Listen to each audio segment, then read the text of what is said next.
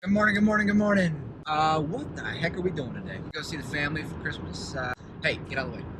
Let's just do a little recap right here of the year since end of 2019 is almost upon us. Been a good year. January, did some snowboarding. Boom. February, did some snowboarding. Boom. No, not enough speed. March, did some snowboarding. Boom. April, we actually went to the desert. Let's see, May, did some more snowboarding. June, went back home to see the family and watch my brother's graduation. Did some more snowboarding.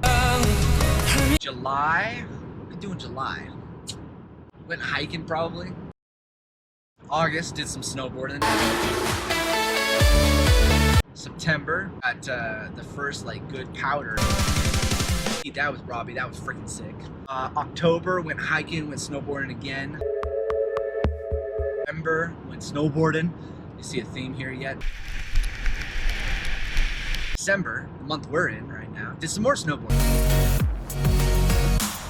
All throughout that, had crazy adventures. Been a damn good year. On to 2020 and the next decade, where hopefully we'll see some cool ass things happening. Hope y'all are having a great old time in the holiday season, and we'll see you guys soon. Happy holidays and take it easy. All right, cheers. Bye.